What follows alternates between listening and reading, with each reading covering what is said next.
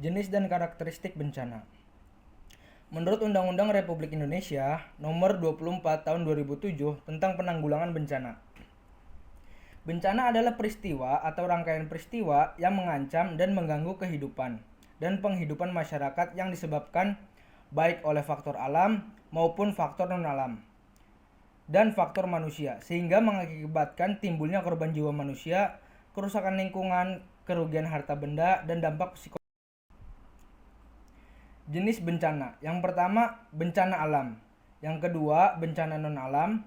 Yang ketiga, bencana sosial. Bencana alam.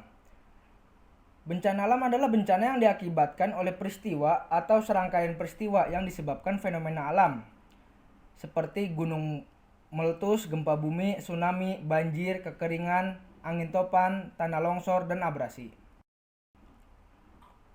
Jenis bencana alam. Yang pertama, bencana alam geologis. Yang kedua, bencana alam klimatologis. Yang ketiga, bencana alam ekstraterestrial. Bencana alam geologis. Bencana alam geologis terjadi sebagai akibat dari proses tektonik bumi yang berpotensi merusak lingkungan alam, dapat menyebabkan kehilangan nyawa, kerusakan harta benda, gangguan sosial dan ekonomi. Fenomena yang termasuk bencana alam geologis antara lain gempa bumi, tanah longsor, tsunami, dan gunung meletus. Bencana alam geologis yang pertama adalah gempa bumi. Nah, gempa bumi ini adalah getaran bumi yang disebabkan oleh peristiwa pelepasan energi karena pecahan dan gerakan bebatuan pada bagian dalam bumi atau kerak bumi secara tiba-tiba. Ada dua tipe gempa bumi yang umum. Yang pertama, gempa tektonik. Yang kedua, gempa vulkanik. Bencana alam geologis selanjutnya adalah tsunami. Nah, tsunami ini mengacu pada serangkaian gelombang yang melintasi lautan dengan panjang gelombang yang sangat panjang dan berkecepatan tinggi. Di laut terbuka, gelombang tsunami dapat mencapai kecepatan 800 km per jam. Kemudian bencana alam geologis selanjutnya adalah tanah longsor. Tanah longsor adalah gerakan tanah atau memasa batuan yang menuruni lereng atau tebing di bawah pengaruh gravitasi bumi. Gerakan ini dikendalikan oleh kondisi geologi, curah hujan, dan kemiringan lereng. Nah, ada beberapa jenis tanah longsor. Yang pertama, rayapan. Yang kedua, luncuran. Yang ketiga, jatuhan. Dan yang keempat, aliran. Kemudian bencana alam geologis selanjutnya adalah gunung meletus. Gunung meletus ini adalah bagian dari aktivitas vulkanik yang dikenal dengan istilah erupsi. Bahaya letusan gunung api yang meletus berkaitan dengan proses material yang dikeluarkan ketika gunung api itu meletus. Bahaya letusan gunung api ini antara lain lelehan lava, awan panas, lahar, dan abu pasir vulkanik. Kemudian bencana yang selanjutnya adalah bencana alam klimatologis. Bencana alam klimatologis merupakan bencana alam yang disebabkan oleh fenomena cuaca yang mempunyai potensi menimbulkan bencana, menghancurkan tatanan kehidupan sosial, atau yang menimbulkan korban jiwa manusia. Fenomena yang termasuk bencana alam klimatologis adalah badai, banjir, kekeringan, dan kebakaran.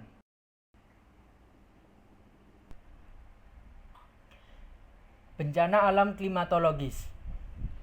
Badai. Badai disebabkan oleh gangguan atmosfer yang dahsyat di darat dan air. Badai menjadi ancaman potensial utama bagi sebagian penduduk dunia karena prevalensinya, ukuran daerah yang hancur, dan skala kerusakan yang diakibatkannya. Ada beberapa jenis badai, yaitu badai siklon, tropis, dan badai tornado. Bencana alam klimatologis. Banjir. Banjir adalah luapan air dalam jumlah besar di luar batas normalnya, terutama di atas tanah yang biasanya kering. Beberapa penyebab banjir adalah curah hujan yang tinggi dan keruntuhan tanggul atau struktur pelindung lainnya. Ada 3 jenis banjir, yaitu banjir bandang, banjir sungai, dan banjir pantai. Bencana alam kekeringan. Kekeringan disebabkan penurunan curah hujan alami selama periode waktu yang lama. Kekeringan dapat dikelompokkan berdasarkan karakteristik dan dampak yang ditimbulkan. Secara khusus, ada 4 tipe kekeringan, yaitu kekeringan meteorologi, hidrologi, pertanian, dan sosial ekonomi. Bencana alam klimatologis. kebakaran hutan. Kebakaran hutan merupakan keadaan ketika hutan dilanda api. Akibatnya, kerusakan hutan atau hasil hutan yang menimbulkan kerugian ekonomis dan atau nilai lingkungan. Bencana alam ekstraterestrial. Bencana alam ekstraterestrial adalah bencana alam yang disebabkan gaya atau energi dari luar bumi. Bencana ini terjadi ketika asteroid, meteoroid, dan komet melintas di dekat bumi, memasuki atmosfer bumi atau menghantam bumi, dan oleh perubahan kondisi antar planet yang mempengaruhi magnetosfer bumi, ionosfer, dan termosfer. Bencana alam non-alam. Bencana non-alam adalah bencana yang diakibatkan peristiwa atau rangkaian peristiwa non-alam, antara lain seperti kegagalan teknologi, kegagalan modernisasi, epidemi, wabah penyakit. Jenis bencana non-alam. Pertama yaitu kegagalan modernisasi. Kedua, kegagalan teknologi. Ketiga, epidemi, endemi, pandemi. Bencana sosial. Bencana sosial adalah bencana yang diakibatkan peristiwa atau serangkaian peristiwa yang disebabkan oleh manusia yang meliputi konflik sosial antar kelompok atau antar komunitas masyarakat dan teror. Mitigasi bencana melalui edukasi, kearifan lokal, dan pemanfaatan teknologi. Mitigasi bencana. Mitigasi bencana adalah serangkaian upaya untuk mengurangi risiko bencana, baik melalui pembangunan fisik maupun penyadaran dan peningkatan kemampuan menghadapi ancaman bencana. Mitigasi bencana merupakan suatu aktivitas yang berperan sebagai tindakan pengurangan dampak bencana atau usaha yang dilakukan untuk mengurangi korban ketika bencana terjadi, baik korban jiwa maupun. Risiko bencana.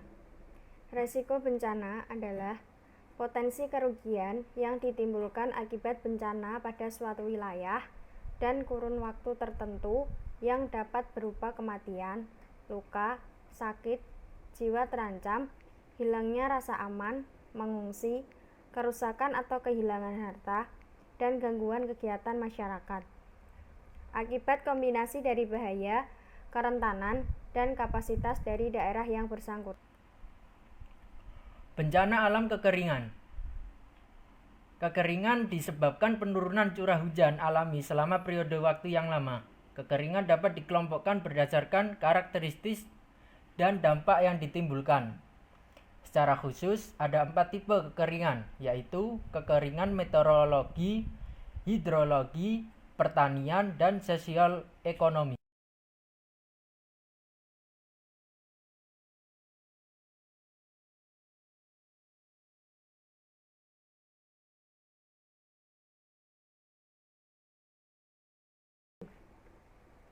Bahaya atau hazard.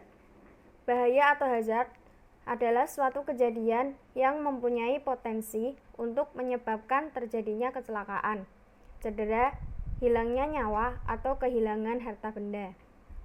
Bahaya ini bisa menimbulkan bencana maupun tidak. Bahaya dianggap sebuah bencana atau disaster apabila telah menimbulkan korban dan kerugian. Vulnerability atau kerentanan. Jenis-jenis kerentanan yang pertama yaitu kerentanan fisik, bangunan, infrastruktur, konstruksi yang lemah.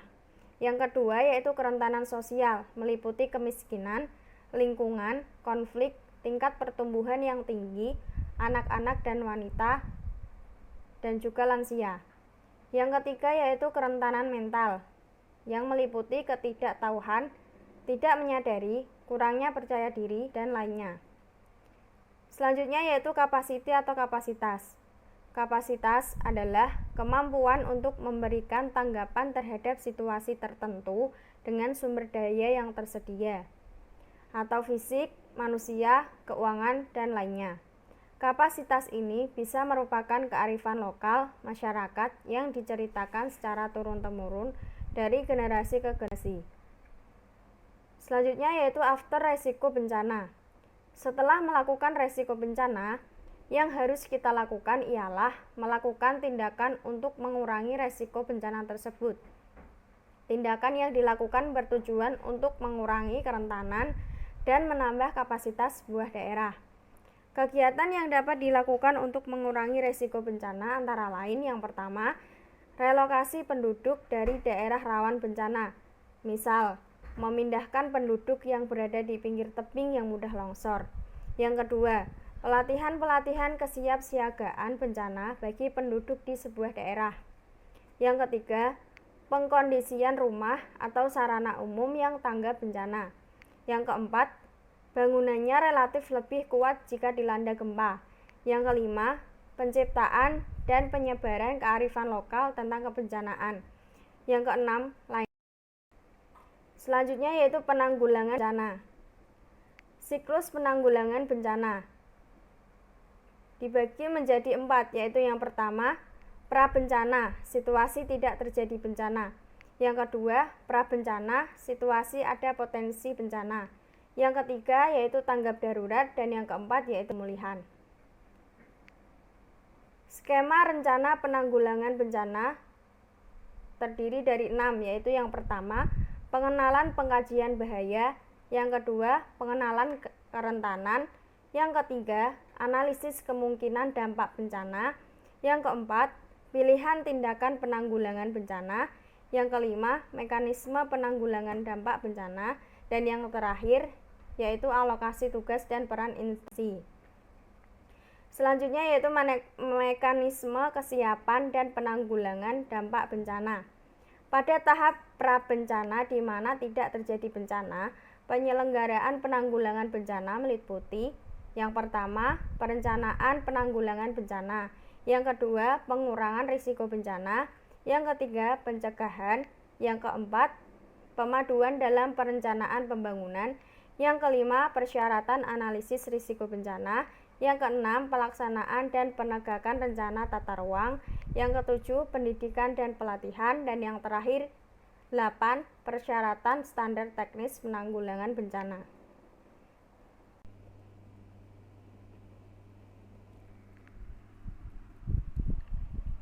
Tahap prabencana. Pada tahap prabencana, di mana ada potensi bencana, penyelenggaraan penanggulangan bencana meliputi yang pertama yaitu kesiapsiagaan, yang kedua peringatan dini, yang ketiga mitigasi bencana. Tahap tanggap darurat. Tanggap darurat bencana adalah serangkaian kegiatan yang dilakukan dengan segera pada saat kejadian bencana untuk menangani dampak buruk yang ditimbulkan. Tanggap darurat bencana meliputi kegiatan penyelamatan dan evakuasi korban, harta benda, pemenuhan kebutuhan dasar, perlindungan, pengurasan pengungsi, penyelamatan, serta pemulihan prasarana dan sarana. Pasca bencana. Penyelenggaraan penanggulangan bencana pada tahap pasca bencana meliputi rehabilitasi dan rekonstruksi. Mekanisme penanggulangan bencana terbagi ke dalam 3 tahapan. Yang pertama yaitu pada saat prabencana, fungsi BPBD atau Badan Penanggulangan Bencana Daerah bersifat koordinatif dan pelaksana. Yang kedua yaitu pada saat darurat, fungsi BPBD pada penanggulangan bencana daerah bersifat koordinatif, komando, dan pelaksana. Yang terakhir yaitu pada saat pasca bencana, fungsi BPBD atau Badan Penanggulangan Bencana Daerah bersifat koordinatif dan pelaksana. Selanjutnya yaitu tujuan penanggulangan bencana. Yang pertama yaitu memberikan perlindungan kepada masyarakat dari ancaman bencana. Yang kedua, menyelaraskan peraturan perundang-undangan yang sudah ada. Yang ketiga, menjamin terselenggaranya penanggulangan bencana secara terencana, terpadu, terkoordinasi, dan menyeluruh. Yang keempat, menghargai budaya lokal. Yang kelima, membangun partisipasi dan kemitraan publik serta swasta.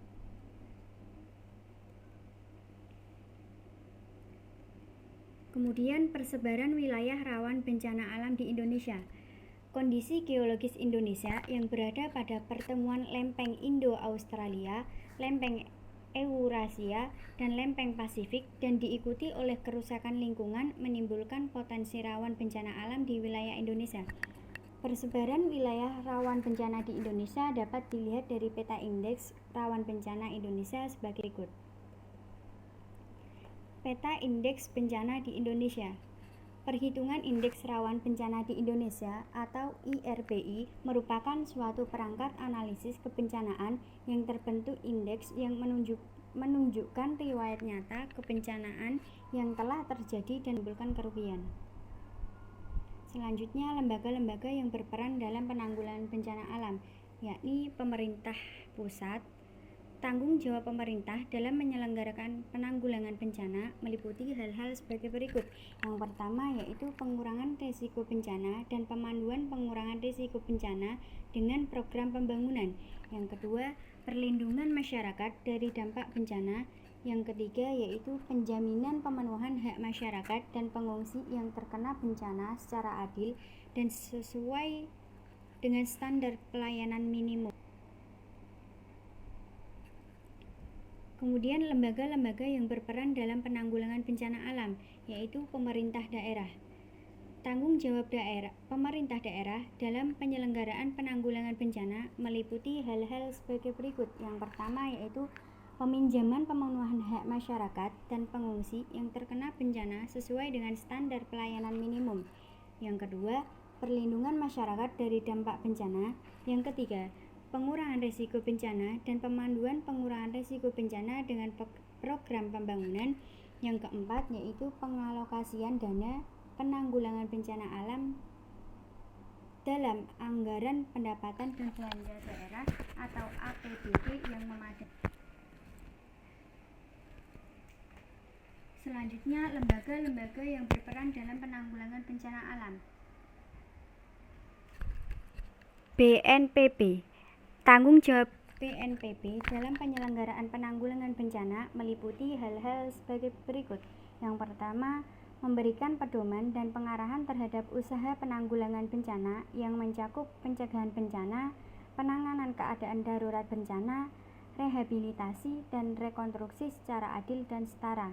Yang kedua, menetapkan standarisasi dan kebutuhan penyelenggaraan penanggulangan bencana berdasarkan peraturan perundang-undangan.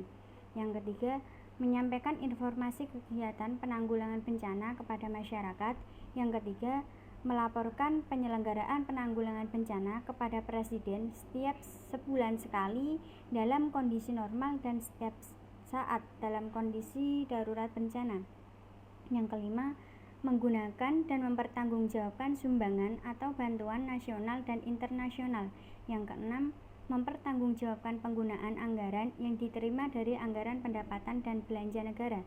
Yang ketujuh, melaksanakan kewajiban lain sesuai dengan peraturan perundang-undangan. Dan yang terakhir yaitu menyusun pedoman pembentukan Badan Penanggulangan Bencana Daerah atau BPBD. Lembaga-lembaga yang berperan dalam penanggulangan bencana alam, yaitu BPBD. Tanggung jawab BPBD dalam penyelenggaraan penanggulangan bencana meliputi hal-hal sebagai berikut. Yang pertama, memutuskan program kegiatan BPBD berdasarkan peraturan perundang-undangan yang berlaku dan sumber data yang tersedia sebagai pedoman pelaksanaan kegiatan. Yang kedua, yaitu menjabarkan perintah atasan melalui pengkajian permasalahan dan peraturan perundang-undangan agar pelaksanaan tugas sesuai dengan ketentuan yang berlaku. Yang ketiga, membagi tugas kepada bawahan sesuai dengan bidang tugasnya, memberikan arahan dan petunjuk secara lisan maupun tertulis guna meningkatkan kelancaran pelaksanaan tugas. Yang keempat, mengkoordinasikan satuan kerja perangkat daerah lainnya di daerah, instansi vertikal yang ada di daerah, lembaga usaha dan atau pihak lain yang diperlukan pada tahap pra-bencana, tahap darurat, dan pasca bencana. Yang kelima, melaksanakan komando melalui pengarahan sumber daya manusia, peralatan, logistik, dan sarana prasarana lainnya dari satuan kerja perangkat desa atau SKPD, instansi vertikal yang berada di daerah, lembaga atau organisasi, dan atau pihak lain yang diperlakukan dalam rangka penanganan tanggap darurat penanggulangan bencana. lembaga-lembaga yang berperan dalam penanggulangan bencana alam, yaitu lembaga internasional. Pengaturan peran serta lembaga internasional dalam penanggulangan bencana di Indonesia di samping bertujuan untuk mendukung penguatan upaya penanggulangan bencana, pengurangan ancaman dan risiko bencana, pengurangan penderitaan korban bencana, dan mempercepat pemulihan kehidupan masyarakat. Juga dimaksudkan untuk yang pertama, menjamin penghormatan terhadap peran dan tindakan pemerintah berdasarkan kepentingan masyarakat sebagai tanggung jawab utama dalam mengatur dan mengkoordinir kegiatan penanggulangan bencana. Yang kedua, memungkinkan masyarakat internasional memberikan dukungan dan kontribusi secara efektif dalam kegiatan penanggulangan bencana. Yang ketiga, memperjelas proses, peran, dan tanggung jawab pemerintah dan komunitas internasional dalam kegiatan penanggulangan bencana. Yang keempat, meminimalisasi hambatan-hambatan administrasi dan hukum yang dapat mempengaruhi efektivitas dan efisiensi pemberian bantuan internasional dalam situasi darurat. Dan yang kelima, menjamin kerjasama dan bantuan internasional yang diberikan sesuai dengan prinsip-prinsip kemanusiaan dan kualitas standar baik secara nasional maupun internasional. Penanggulangan bencana melalui edukasi, kearifan lokal, dan pemanfaatan teknologi modern. Penanggulangan bencana melalui edukasi. Pendidikan kebencanaan dapat dilakukan melalui kegiatan pendidikan formal dan informal. Terkait dengan hal ini, dalam Rencana Nasional Penanggulangan Bencana tahun 2010 sampai tahun 2014 telah direncanakan adanya implementasi kesiapsiagaan bencana di sekolah atau madrasah. Penanggulangan bencana melalui kearifan lokal. Kearifan lokal adalah kekayaan budaya setempat yang mengandung kebijakan hidup, pandangan hidup yang mengakomodasi kebijakan dan kearifan hidup. Beberapa kearifan lokal yang berperan dalam penanggulangan bencana antara lain Subak dari Bali, Nyabuk Gunung dari Jawa, dan Semong dari Aceh. Penanggulangan bencana melalui teknologi modern. Contoh, teknologi modern dalam penanggulangan bencana antara lain yang pertama, teknologi modifikasi cuaca yang diterapkan untuk penanggulangan bencana asap, kebakaran lahan, dan hutan. Yang kedua, sistem Indonesia Tsunami Early Warning System untuk mendeteksi ada atau tidaknya gelombang tsunami. Selanjutnya, partisipasi masyarakat dalam mitigasi. Hak setiap anggota masyarakat adalah yang pertama, mendapatkan perlindungan sosial dan rasa aman, khususnya bagi kelompok masyarakat rentan dan bencana. Yang kedua, mendapatkan pendidikan, pelatihan, dan keterampilan dalam penyelenggaraan penanggulangan bencana. Yang ketiga, mendapatkan informasi secara tertulis dan atau lisan tentang kebijakan penanggulangan bencana. Yang keempat, berperan serta dalam perencanaan, pengoperasian, dan pemeliharaan program penyediaan bantuan pelayanan kesehatan, termasuk dukungan psikososial. Yang kelima, berpartisipasi dalam pengambilan keputusan terhadap kegiatan penanggulangan bencana, khususnya yang berkaitan dengan diri dan komunitasnya.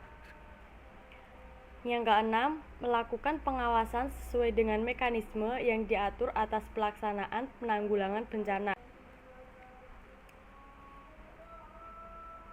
Yang ketujuh, setiap orang yang terkena bencana berhak mendapatkan bantuan pemenuhan kebutuhan dasar. Yang kedelapan, setiap orang berhak untuk memperoleh ganti kerugian karena terkena bencana yang disebabkan oleh kegagalan konstruksi. Selanjutnya, kewajiban setiap anggota masyarakat adalah menjaga kehidupan sosial masyarakat yang harmonis, memelihara keseimbangan, keserasian, keselarasan, dan kelestarian fungsi lingkungan hidup, melakukan kegiatan penanggulangan bencana, memberikan informasi yang benar kepada publik untuk penanggulangan bencana.